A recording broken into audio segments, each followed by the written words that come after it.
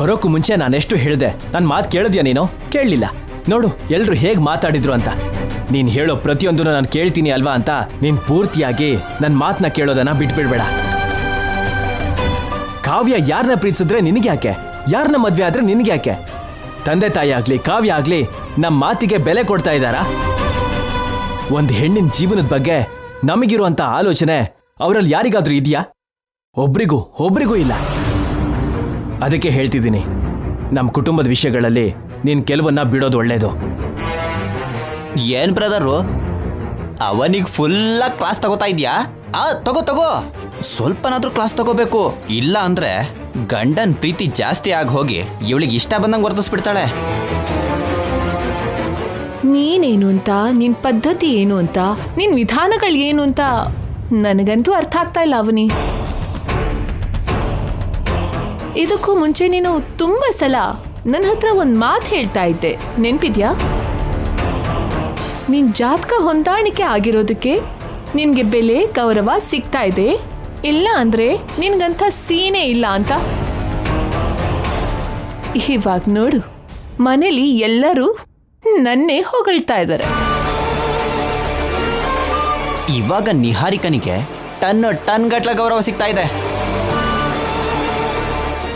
ಮನೆ ಸಮಸ್ಯೆನೆಲ್ಲ ನೀನೇ ತೀರಿಸ್ತಾ ಇರೋ ಹಾಗೆ ತುಂಬಾ ಬಿಲ್ಡಪ್ ಕೊಟ್ಟೆ. ಆ ಬಿಲ್ಡಪ್ ತಕ್ಕ ಹಾಗೆ ಮಾಡಿದ್ಯಾ ಅನ್ಕೋ, ಇಲ್ಲ ಅನ್ನಲ್ಲ. ಬಟ್ ಜನ ಇವಾಗ ಅದನ್ನೆಲ್ಲ ಮರ್ತು ಹೋಗಿದ್ದಾರೆ. ನಾನ್ ಕಾವ್ಯಕ್ಕೆ ಸಂಬಂಧ ನೋಡಿರೋದಕ್ಕೆ ನನ್ನನ್ನು ಮಾತ್ರ ಹೊಗಳ್ತಾ ಇದ್ದಾರೆ. ರೇಸಲ್ಲಿ ನಿಹಾರಿಕಾ ಮೊದಲನೇ ಸ್ಥಾನದಲ್ಲಿದ್ದಾಳೆ ಅವನಿ. ಈಗ ನೀನು ನಿನ್ ಗಂಡನಿಗೆ ಸೇವೆ ಮಾಡ್ಕೊಂಡಿರೋದು ತುಂಬಾ ಒಳ್ಳೇದು. ಇದು ನನ್ನ ಒಂದು ಸಿನ್ಸಿಯರ್ ಅಡ್ವೈಸ್. ಬ್ರೋ, ಈ ಸಿಚುವೇಶನ್ ಅಲ್ಲಿ ನಿನಗೆ ನಾನು ಏನು ಹೇಳ್ತೀನಿ ಅಂದ್ರೆ, ನಿನ್ನ ತಂಟೆಗೆ ನಾವು ಬರಲ್ಲ, ಹಾಗೆ ನಮ್ಮ ತಂಟೆಗೆ ನೀವು ಬರಬೇಡಿ. ಅವಾಗೆಲ್ಲರೂ ಚೆನ್ನಾಗಿರ್ಬೋದು. ನಿಹಾರಿಕಾ ಬಗ್ಗೆ ನೀನು ಎಷ್ಟು ತಿಳ್ಕೊಂಡಿದ್ಯೋ ನನಗೆ ಗೊತ್ತಿಲ್ಲ, ಆದ್ರೆ ನಾನು ಚೆನ್ನಾಗಿ ತಿಳ್ಕೊಂಡಿದ್ದೀನಿ. ನೀರೊಳಗೆ ಬರೋ ಯಾವುದೇ ಪ್ರಾಣಿನೂ ಮೊಸಳೆ ಬಿಡಲ್ಲ ಅನ್ನೋ ಹಾಗೆ ಈ ನಿಹಾರಿಕಾ ಕೂಡ ಅಷ್ಟೆ. ಅವಕಾಶಕ್ಕೋಸ್ಕರ ಕಾಯ್ತಾ ಇರ್ತಾಳೆ, ಇಲ್ಲ ಅಂದ್ರೆ ನಿನ್ನ ಕೂಡ ಮೂರ್ಖಳನ್ನಾಗಿ ಮಾಡ್ತಾಳೆ. ಏ ಅಣ್ಣ ಅದಕ್ಕೆ ಬಗ್ಗೆ ಏನೋ ಮಾತಾಡ್ತಾ ಇದೀಯಾ? ಕೆನ್ನೆ ಕೊಡ್ಕೋ. ಅಣ್ಣ ಒಬ್ಬ ಕಳ್ಳ, ಅದಕ್ಕೆ ಒಬ್ಳು ಸುಳ್ಳು ಜಾತಕದವಳು. ಕೆನ್ನೆಗೆ ಹೊಡ್ಕೊಳ್ಳೋ ಪರಿಸ್ಥಿತಿ ನಮಗಲ್ಲ, ಸದ್ಯದಲ್ಲೇ ನಿಮಗ್ ಬರುತ್ತೆ.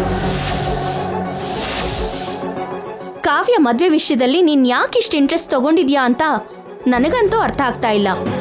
ಆದ್ರೆ ಕಾವ್ಯ ಜೀವನಕ್ಕೆ ಏನಾದ್ರೂ ಆಯ್ತು ಅಂದ್ರೆ ಮಾತ್ರ ನಾನ್ ನಿನ್ನ ಬಿಡಲ್ಲ. ಹೆಸರಿಗೋಸ್ಕರ ಮಾತ್ರನೇ ನಾನು ಈ ಕೆಲಸ ಮಾಡ್ತಾ ಇರೋದು. ಅದನ್ ಬಿಟ್ಟು ಇನ್ ಯಾವುದೇ ರೀತಿ ಪ್ಲಾನ್ಸೂ ಇಲ್ಲ. ನಿನ್ನೆಲಾಣೆ, ನೀನ್ ಎಷ್ಟೇ ಪ್ರಯತ್ನ ಮಾಡಿದ್ರು ಕೂಡ ಈ ಸಲ ನನ್ನ ವಿಷಯದಲ್ಲಿ ನೀನೇನು ಮಾಡೋಕ್ಕಾಗಲ್ಲ.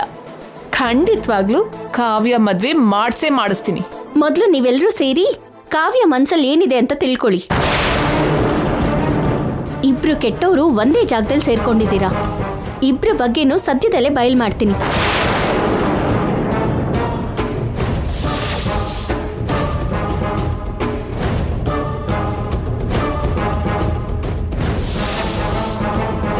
ಪಾಪ, ಅವನಿಗೆ ಇನ್ನೂ ಏನೇನೋ ಆಸೆಗಳಿದೆ.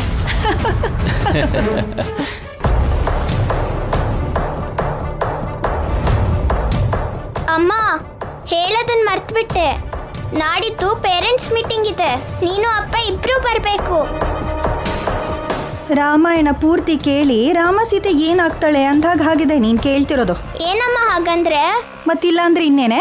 ನಿಮ್ಮಪ್ಪ ಯಾವತ್ತಾದ್ರೂ ಪೇರೆಂಟ್ಸ್ ಟೀಚರ್ಸ್ ಮೀಟಿಂಗ್ ಬಂದಿದ್ದಾರಾ? ಅಪ್ಪ ಇನ್ನೂ ಬದಲಾಗಿಲ್ವಾ ಅಮ್ಮ? ವಾರ ಬದಲಾಗುತ್ತೆ, ತಿಂಗಳು ವರ್ಷಗಳು ಕೂಡ ಬದಲಾಗೋಗುತ್ತೆ. ನಿಮ್ಮಪ್ಪ ಮಾತ್ರ ಬದಲಾಗಲ್ಲಮ್ಮ. ಪ್ರತಿದಿನ ನನ್ನ ಫ್ರೆಂಡ್ಸ್ನ ಅವ್ರ ಅಪ್ಪ ಅಮ್ಮಂದ್ರೆ ಸ್ಕೂಲ್ ಹತ್ರ ಬಂದು ಕರ್ಕೊಂಡು ಹೋಗ್ತಾರೆ. ಅಪ್ಪ ಯಾವತ್ತೂ ಬಂದಿಲ್ಲ. ಅಪ್ಪಂಗೆ ಅಷ್ಟು ಟೈಮ್ ಎಲ್ಲಿದೆ? ಅವ್ರ ಸ್ಕೂಲ್ ಬೇರೆನೇ ಅಲ್ವಾ? ಬೆಳಗ್ಗೆನೇ ತೀರ್ಥ ತಗೋಬೇಕಲ್ವಾ? ಈ ಸತಿ ಆದರೂ ಅಪ್ಪ ಬಂದರೆ ಚೆನ್ನಾಗಿರುತ್ತೆ ಅಂತ ಎಲ್ಲರಿಗೂ ಪರಿಚಯ ಮಾಡಿಸಿ ಇನ್ನು ನಮ್ಮ ಅಪ್ಪನೇ ನನ್ನ ಸ್ಕೂಲ್ ಹತ್ರ ಬಿಡ್ತಾರೆ, ಪೇರೆಂಟ್ಸ್ ಮೀಟಿಂಗಿಗೆ ಬರ್ತಾರೆ ಅಂತ ಎಲ್ಲರ ಹತ್ರನೂ ಹೇಳ್ಕೊಂಡಿದ್ದೆ. ನೀನು ಆ ಥರ ಕನ್ಸನ್ನು ಕಾಣೋದು ಬಿಟ್ಬಿಡು. ಅಷ್ಟಕ್ಕೂ ಅದು ಕನ್ಸಲ್ಲಿ ಕೂಡ ನಡೆಯಲ್ಲ. ಅಂದರೆ ಇನ್ನಪ್ಪ ಬದಲಾಗಲ್ವಾ ಅಮ್ಮ? ಬದಲಾಗ್ತಾರೆ. ಈಗ ಕುಡುಕ ಆಗಿದಾರಲ್ವಾ, ಫ್ಯೂಚರಲ್ಲಿ ಇನ್ನೂ ದೊಡ್ಡ ಕುಡುಕರಾಗಿ ಬದಲಾಗ್ತಾರೆ. ನಿಮ್ಮಪ್ಪ ಅಲ್ಲಿ ಬರೋ ಬದಲಾವಣೆ ಅದೇ ಕಣೆ. ಮಗಳು ರಾತ್ರಿ ಪ್ರೀತಿಯಿಂದ ಊಟ ಮಾಡಿಸಿದ್ದಕ್ಕೆ ಒಳ್ಳೆಯವರಾಗ್ಬಿಡ್ತಾರೆ ಅನ್ಕೋತಿದ್ಯಾ? ಅಂತ ಸೀನ್ ಇಲ್ಲ ಕಣೆ. ಒಬ್ಬ ಮಗ ಅಪ್ಪನ ಭುಜ ಹತ್ತಿ ದೇವ್ರನ್ನ ತೋರಿಸು ಅಂತ ಕೇಳದ್ನಂತೆ. ಆಗ ಪಕ್ಕದಲ್ಲಿರೋ ಅಮ್ಮ ಹೇಳದ್ಲಂತೆ, ನೀನು ದೇವರ ಭುಜದ ಮೇಲೇನೇ ಇದೆಯಾ ಅಂತಂದ್ಲಂತೆ. ತಂದೆ ಸ್ಥಾನ ಅಷ್ಟು ದೊಡ್ಡದು, ಆದರೆ ಅಪ್ಪ ಅಂತ ಅನ್ಸ್ಕೊಳ್ಳೋರು ಹೀಗಿರಬಾರ್ದು ಅನ್ನೋದಕ್ಕೆ ನಿಮ್ಮಪ್ಪನೇ ಉದಾಹರಣೆ. ಇಲ್ಲ ಅಮ್ಮ, ಅಪ್ಪ ಯಾವತ್ತೋ ಒಂದಿನ ತಪ್ಪದೆ ಬದಲಾಗ್ತಾರೆ. ನಾನು ಬದುಕಿರೋವರೆಗೂ ನೋಡ್ತೀನೋ ಇಲ್ವೋ.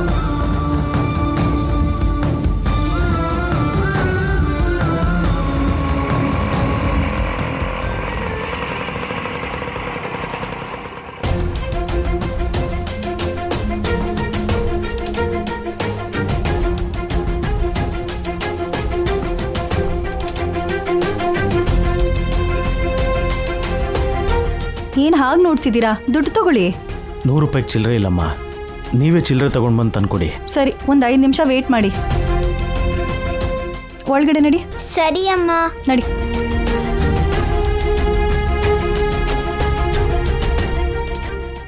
ಗಂಡಂಗೆ ದುಡ್ಡು ಕೊಡ್ತೀಯ ಸುಜಾತ?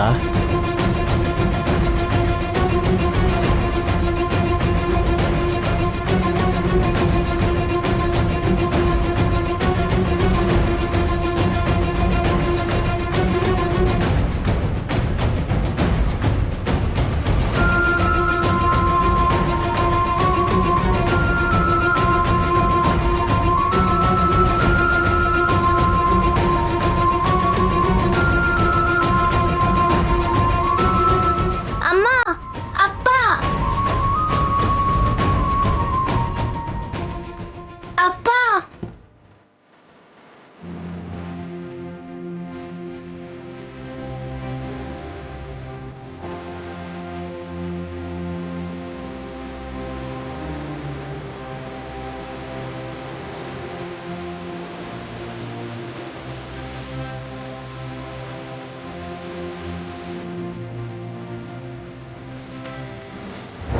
ಏನು ಸುಜಾತ ಹಾಗೆ ನೋಡ್ತಾ ಇದೆಯಾ? ಏನಿದು? ನರಸಿಂಹ ಇವಾಗ ಕುಡುಕ ನರಸಿಂಹ ಅಲ್ಲ, ಜವಾಬ್ದಾರಿ ಇಲ್ದಿರೋ ನರಸಿಂಹ ಅಲ್ಲ, ಆಟೋ ಡ್ರೈವರ್ ನರಸಿಂಹ. ಪಕ್ಕದ ಮನೇಲಿರೋ ಪರಂಧಾಮಯ್ಯ ಅವ್ರಿಗೆ, ಎದುರು ಮನೇಲಿರೋ ನೀಲವೇಣಿ ಅವರಿಗೆ, ಬೀದಿ ಕೊನೆಯಲ್ಲಿರೋ ಮೇಷ್ಟ್ರಿಗೆ, ದೇವಸ್ಥಾನದಲ್ಲಿರೋ ಪೂಜಾರಿಗೆ, ಬೀದಿಲಿರೋರೆಲ್ರಿಗೂ ಹೇಳು ನನ್ನ ಗಂಡ ಆಟೋ ಡ್ರೈವರ್ ಅಂತ. ಸರಿನಾ?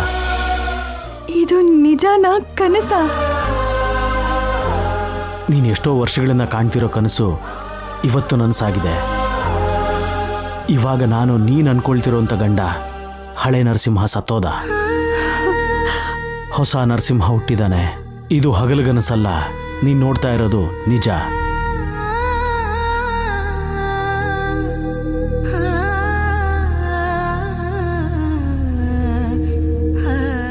ಇನ್ನು ಮುಂದೆ ನಾನೇ ಸಂಪಾದಿಸ್ತೀನಿ. ನೀನು ಯಾರ ಮನೇಲೂ ಕೆಲಸ ಮಾಡೋ ಅಗತ್ಯ ಇಲ್ಲ, ಮಗುನ ಸ್ಕೂಲಿಗೆ ಕರ್ಕೊಂಡು ಹೋಗ್ಬಿಡೋ ಅಗತ್ಯ ಇಲ್ಲ, ಹೊರಗಡೆ ಹೋಗಿ ದಿನಸಿ ತೊಗೊಂಡು ಬರಬೇಕಾಗಿರೋ ಅಗತ್ಯನೂ ಇಲ್ಲ. ಸರಿನಾ?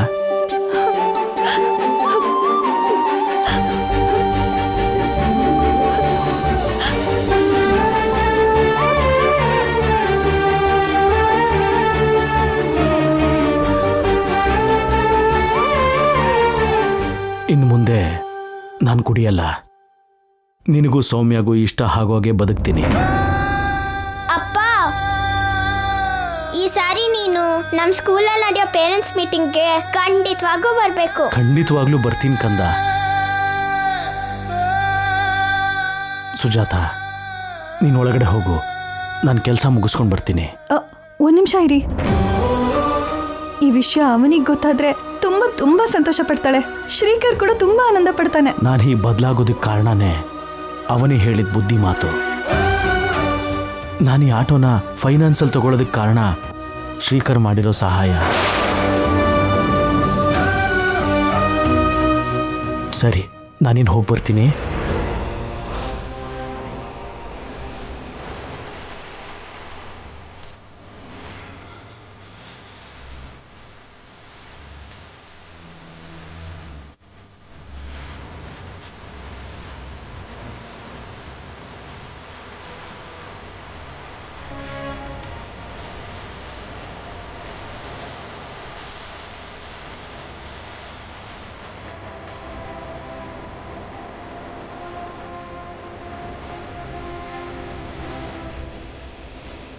ನಿನ್ನ ಸಂಸಾರದಲ್ಲಿ ಬೇಕಾದಷ್ಟು ಸಮಸ್ಯೆಗಳಿವೆ.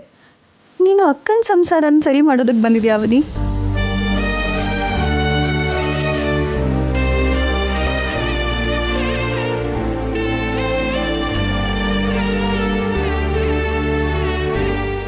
ನಿನ್ನ ಸಮಸ್ಯೆಗೆ ಪರಿಹಾರ ಸಿಕ್ಕಿಲ್ಲ, ನನ್ನ ಸಮಸ್ಯೆನ ಪರಿಹರಿಸ್ದೆ. ನೀನು ನಿನ್ನ ಗಂಡ ನಮ್ಮ ಪಾಲಿನ ದೇವರು. ಥ್ಯಾಂಕ್ ಯು ಸೋ ಮಚ್ ಚಿಕ್ಕಪ್ಪ. ಥ್ಯಾಂಕ್ ಯುನಾ ಇನ್ನೊಂಥರನೂ ಹೇಳ್ಬೋದು. ನಿನ್ ಕಣ್ಣಲ್ಲಿ ಸಂತೋಷ ನೋಡ್ಬೇಕು ಅಂತ ತುಂಬಾ ದಿನದಿಂದ ಅನ್ಕೋತಿದ್ದೆ. ಇಷ್ಟು ದಿನಕ್ಕೆ ನೋಡೋಕಾಯ್ತು.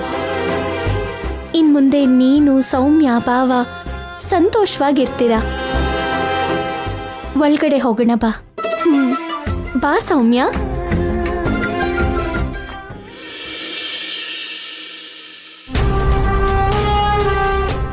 ಡಾರ್ಲಿಂಗ್, ಗಂಡಿನ ಕಡೆಯವ್ರಿಗೆ ಫೋನ್ ಮಾಡ್ಬೇಕು ಅಂದ್ಯಲ್ವಾ? ಹಾ, ಅದನ್ನೇ ಮಾಡ್ತಾ ಇದ್ದೀನಿ. ಮಾಡು ಮಾಡು. ಏನ್ರಿ, ಊಟಕ್ಕೆ ಬನ್ನಿ. ಹಾ, ಬರ್ತೀನಿ.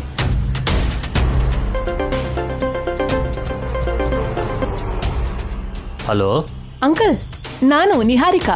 ಹೇಳಮ್ಮ. ಆ, ಪಾರ್ಥ ಹೈದರಾಬಾದಿಂದ ಬಂದ್ನಾ? ಫ್ಲೈಟಲ್ಲಿ ಬರ್ತಾ ಇದ್ದಾನಮ್ಮ. ಏನು ವಿಷಯ? ನಾಳೆ ಒಳ್ಳೆ ದಿನ, ಕಾವ್ಯನ ನೋಡೋದಕ್ಕೆ ನಾಳೆ ಬನ್ನಿ ಅಂತ ಅತ್ತೆ ಹೇಳಿದ್ರು. ಹೌದಾ? ಹೌದು ಅಂಕಲ್, ಈ ವಿಷಯ ಹೇಳೋದಕ್ಕೆ ಕಾಲ್ ಮಾಡಿದೆ. ಸರಿನಮ್ಮ, ನಾಳೆ ಬರ್ತೀವಿ. ಯಾರ್ರೀ, ನಿಹಾರಿಕಾನಾ? ಇಲ್ಲಿ ಕೊಡಿ, ನಾನ್ ಮಾತಾಡ್ತೀನಿ. ಆಂಟಿ ಮಾತಾಡ್ಬೇಕಂತಮ್ಮ.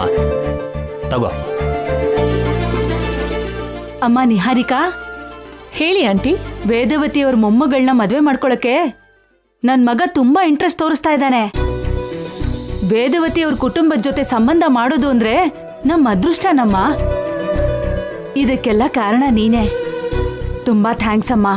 ಅಯ್ಯೋ, ಅದ್ರಲ್ಲೇನಿದೆ ಆಂಟಿ, ಯಾರ ಹಣೆಯಲ್ಲಿ ಯಾರ ಹೆಸರು ಬರ್ತಿರುತ್ತೋ ಅವ್ರ ಜೊತೆ ಅವ್ರಿಗೆ ಮದ್ವೆ ಆಗತ್ತೆ. ಒಳ್ಳೆ ಮಾತು ಹೇಳ್ದೆ. ಸರಿ ಆಂಟಿ, ನಾವು ಹುಡುಗಿ ನೋಡೋ ಶಾಸ್ತ್ರಕ್ಕೆ ಏರ್ಪಾಟ್ ಮಾಡ್ಕೋತೀವಿ. ನೀವು ಬೆಳಿಗ್ಗೆ 10 ಗಂಟೆಗೆ ಬಂದ್ಬಿಡಿ. ಸರಿನಮ್ಮ. ಸರಿ ಆಂಟಿ.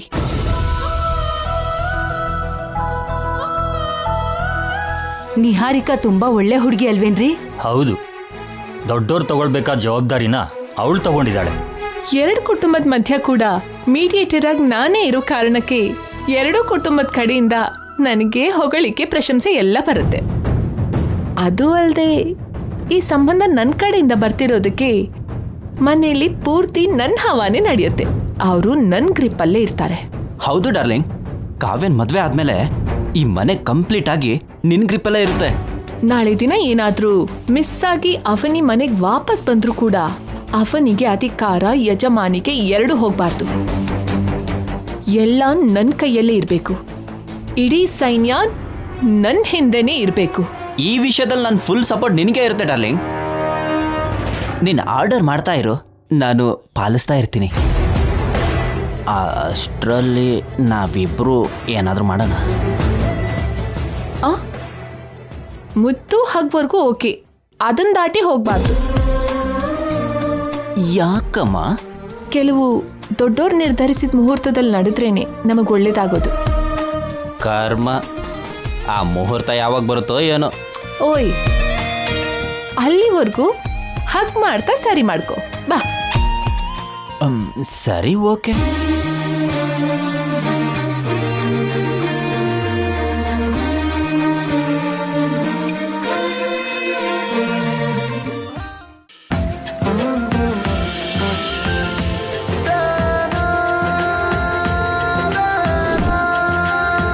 ನಿಹಾರಿಕಾ ದಯದಿಂದ ಇಷ್ಟು ದಿನಕ್ಕೆ ನಿನಗೆ ಮದುವೆ ಆಗ್ತಿರೋದಕ್ಕೆ ನನಗೆ ತುಂಬಾ ಸಂತೋಷ ಆಗ್ತಿದೆಯಮ್ಮ.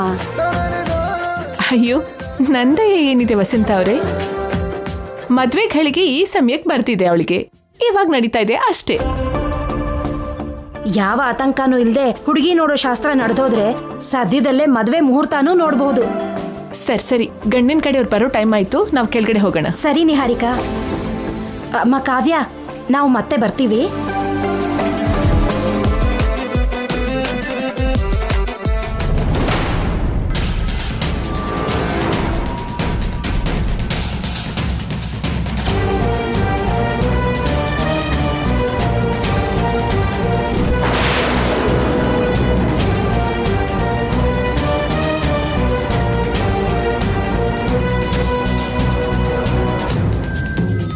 ನೀನ್ ತುಂಬಾ ಸಂತೋಷವಾಗಿರ್ಬೇಕು ಈಗ.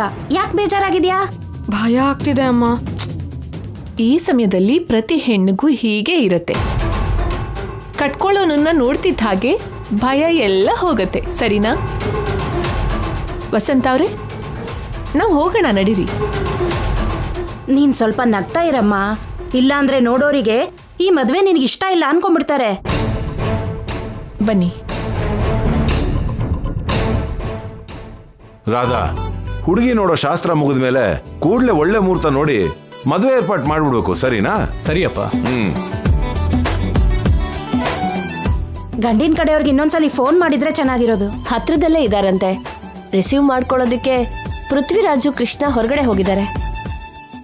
ಬಾಬಾ, ಬೇಗ ಕಾವ್ಯನ ಮದುವೆ ಆಗೋದ್ರೆ ನನ್ನ ಶೋಭನ ಕೂಡ ಆಗ್ಬಿಡುತ್ತೆ. ನೀನೇನೋ ತುಂಬ ಆತುರದಲ್ಲಿದೆಯಾ, ನಿನಗೇನೋ ಆ ಸಮಯ ಬರ್ತಿಲ್ಲ.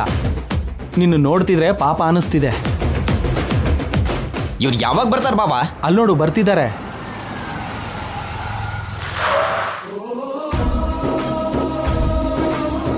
ಬಾಬಾ ನಮಸ್ಕಾರ.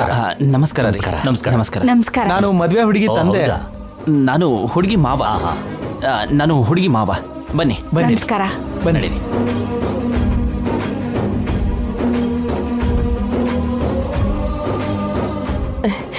ಬನ್ನಿ ಬನ್ನಿ. ನಮಸ್ಕಾರ. ನಮಸ್ಕಾರ. ನಮಸ್ಕಾರ. ನಮಸ್ಕಾರ. ಬನ್ನಿ. ನಮಸ್ಕಾರ ನಮಸ್ಕಾರ.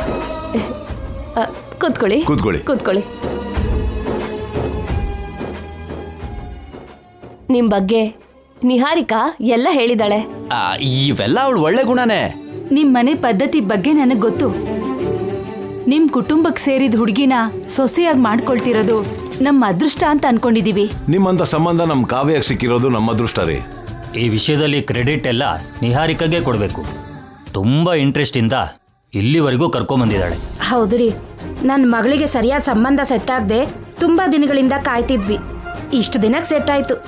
ನನ್ನ ಮದುವೆ ನಡೆಯೋದಕ್ಕೆ ನಾನು ತುಂಬ ಕಷ್ಟಪಟ್ಟಿದ್ದೆ. ದೇವ್ರ ದಯೆಯಿಂದ ಅಂಥ ಕಷ್ಟ ಏನೂ ಇಲ್ದೇನೆ ನಮ್ಮ ಕಾವ್ಯಂಗೆ ಬೇಗ ಸೆಟ್ ಆಗೋಯ್ತು. ನನಗೆ ತುಂಬ ತೃಪ್ತಿ ಆಗ್ತಿದೆ. ನನ್ನ ಸಂಪಾದನೆಯಲ್ಲಿ ಪಾಲ್ ಕೇಳೋರು ಯಾರೂ ಇಲ್ಲ. ಬರೋ ದುಡ್ಡನ್ನೆಲ್ಲ ನಾನು ನನ್ನ ಹೆಂಡತಿಗೆ ಕೊಡ್ತೀನಿ. ಇಲ್ಲಿ ನೋಡು, ಮೊದಲೇ ಕಮಿಟ್ ಆಗ್ಬೇಡ.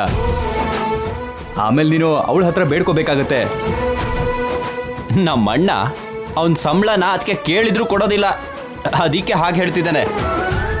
ಈಗ ಹುಡುಗಿನ ಕರ್ಸಿದ್ರೆ ಅಬ್ಬಾ, ಹುಡುಗ ನನ್ಕಿಂತ ಫಾಸ್ಟ್ ಆಗಿದ್ದಾನೆ.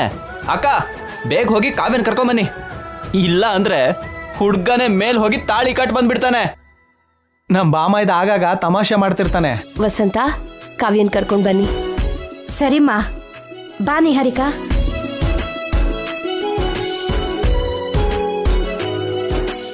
ನನ್ನ ಮಗಳು ಅಂತ ಹೇಳ್ಕೊತಿಲ್ಲ, ಆದ್ರೆ ಈ ದಿನಗಳಲ್ಲೂ ಕೂಡ ಇಂಥ ಹೆಣ್ಮಕ್ಳು ಇದಾರಾ ಅಂತ ನೀವು ಅನ್ಕೋತೀರಾ?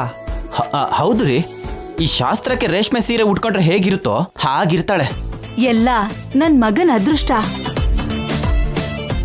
ಈ ಶುಭ ಕಾರ್ಯ ಇಷ್ಟು ಪ್ರಶಾಂತವಾಗಿ ನಡೀತಿದೆ ಅಂದ್ರೆ ಅದಕ್ಕೆ ಕಾರಣ ಅವನೇ ಇಲ್ದೇ ಇರೋದು. ನೀವೇನಂತೀರಾ? ಅದೇ ಅಲ್ವಾ ಮತ್ತೆ, ಅವನೇ ಮಿಸ್ ಆಗಿ ಕೂಡ ಈ ಸಮಯದಲ್ಲಿ ಬರಬಾರ್ದು.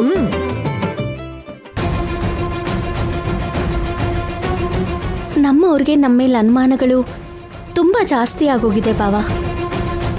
ಏನಾದರೂ ಸರಿ, ನಾವು ಹಾಳು ಮಾಡ್ತೀವಿ, ಬೇರೆ ಮಾಡ್ತೀವಿ ಅಂತ ಅನ್ಕೋತಿದ್ದಾರೆ ಹೊರತು ಸೇರಿಸ್ತೀವಿ, ಒಟ್ಟಿಗೆ ಇರೋ ಹಾಗೆ ಮಾಡ್ತೀವಿ ಅಂತ ಅನ್ಕೊಂತಿಲ್ಲ. ಅದಕ್ಕೆ ನಮ್ಮಿಂದ ತೊಂದರೆ ಏನಾದರೂ ಆಗುತ್ತೇನೋ ಅಂತ ಹುಡುಗಿ ನೋಡೋ ಶಾಸ್ತ್ರಕ್ಕೆ ಮಾತಿನ ವರ್ಷೆಗೂ ಕರೀಲಿಲ್ಲ. ಎಷ್ಟು ಕಾಲ ಅವಾಯ್ಡ್ ಮಾಡ್ತಾರೋ, ಎಷ್ಟು ವಿಷಯಗಳಲ್ಲಿ ಅವಾಯ್ಡ್ ಮಾಡ್ತಾರೋ ನೋಡೋಣ. ಸಂಬಂಧದ ಬಗ್ಗೆ ಎಲ್ಲರೂ ಮಾತಾಡ್ಕೋಬೇಕಾದ್ರೆ ಕಾವ್ಯ ಬಾಯಿ ಬಿಡ್ಲಿಲ್ಲ. ನಿನ್ ಮನ್ಸಲ್ಲಿ ಯಾರಾದ್ರೂ ಇದಾರಾ ಅಂತ ಕೇಳ್ದಾಗ್ಲೂ ಯಾರನ್ನೂ ಇಷ್ಟಪಡ್ತಿಲ್ಲ ಅಂತ ಸುಳ್ಳು ಹೇಳಿದ್ಲು. ಅವಳ ಮನ್ಸಲ್ಲಿ ಏನೋ ಫೀಲ್ ಆಗ್ತಿರೋ ಹಾಗೆ ನನಗನ್ನಿಸ್ತು. ನೀನೇನಂತೀಯ? ಅವಳ ಪ್ರೀತಿ ವಿಷಯನ ನಮ್ಮ ಹತ್ರ ಹೇಳ್ಕೊಂಡ್ರೆ ಮುಂದೆ ಏನ್ ಮಾಡಬೇಕು ಅಂತ ಯೋಚಿಸ್ಬೋದು. ಕಾವ್ಯ ಧೈರ್ಯ ಮಾಡಿ ಅಪ್ಪ ಅಮ್ಮನ ಹತ್ರ ಏನು ಹೇಳ್ತಿಲ್ಲ, ಅಟ್ಲೀಸ್ಟ್ ನಮ್ಮ ಹತ್ರನೂ ಹೇಳ್ತಿಲ್ಲ. ಹಾಗಿದ್ದಾಗ ಕಾವ್ಯ ವಿಷಯದಲ್ಲಿ ನಾವೇನು ಮಾಡೋಕ್ಕಾಗಲ್ಲ. ಕಾವ್ಯಂಗೆ ಯಾರೂ ಮೋಸ ಮಾಡೋ ಅವಶ್ಯಕತೆ ಇಲ್ಲ. ತನಗೆ ತಾನೇ ಮೋಸ ಮಾಡ್ಕೋತಿದ್ದಾಳೆ.